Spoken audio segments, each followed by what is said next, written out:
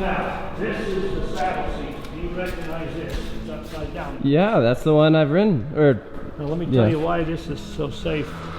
Many years ago, I designed and with my son Quinn, we come up with this idea. This right here has been tested 6,600 pounds, and it won't pull out. It just strips. That's all. This there goes in. That there sensor senses that that's in, right? Then this sensor right here senses that that's in the lock position.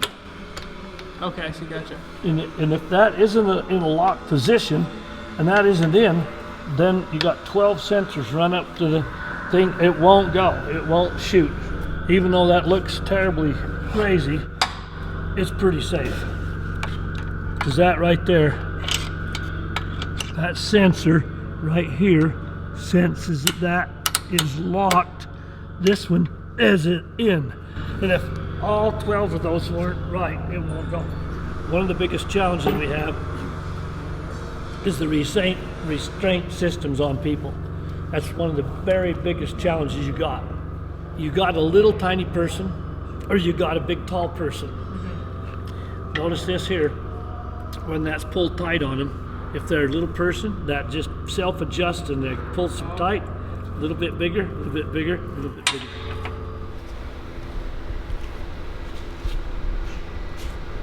it's not a super extreme ride, but No, it's just fun. yeah, it's just fun. However, come here, just a minute. Right here makes that an unbelievable ride. I'll tell you, I started building a few, and we put springs at the end when they hit spring. But that was a nuisance and way long and everything. You understand G-force? You have to be constant 2 G's to get stop in short distance. Well, I put some of those zip stops on, and they told me they're going to be great. I had engineers come over here. They went bad. They lied to me. They went bad. I was on the plane. I was hurting so bad. It cost me hundreds of thousands of dollars. I got thinking, I can air. I've been air. All the time I do air. Why can't I do air?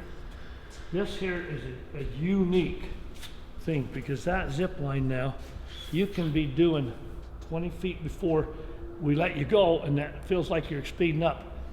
And I have them come in here from all over the world, and I say, okay, give me a high five. Okay, I can do that easy. And they'll go up and come down. They're coming in, and I give me a high five, and I hold my hand out there, and they invariably stop, because you stop so quick. You stop from here to the wall. I'm doing pretty fast because of this unique thing.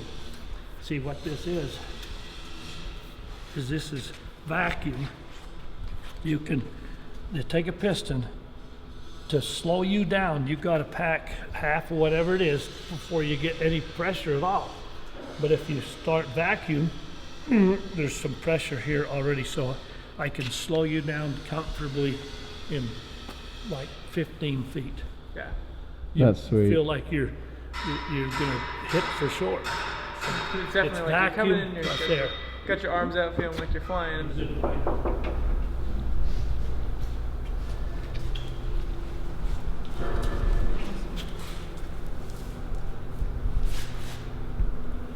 You said you have 11 kids?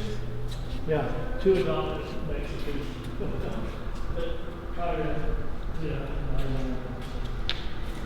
The got 35 grandkids. Oh my gosh. Oh, so these are the drop tower tracks. Drop tower tracks, both the 4-seater and the 8-seater. And this one's going where? This was Tennessee.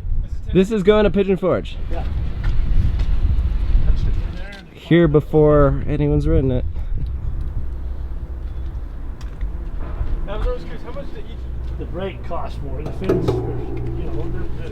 This is just a fin. it's the fin. That's the brake comes out. Yeah, I know, but it's the thing that's actually on the vehicle. Yeah, the vehicle. This is just right. This is cool. And you said the goal is to have this open by summer? Early summer. I Early should summer. goal to be open by the end. Yeah. Maybe.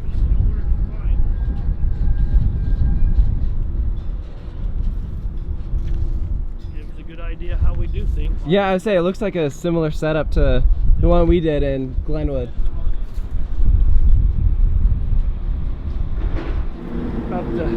This is where the arch will go. Did the saddle seat. You went up through there. This is the top of the arch Top of the arch.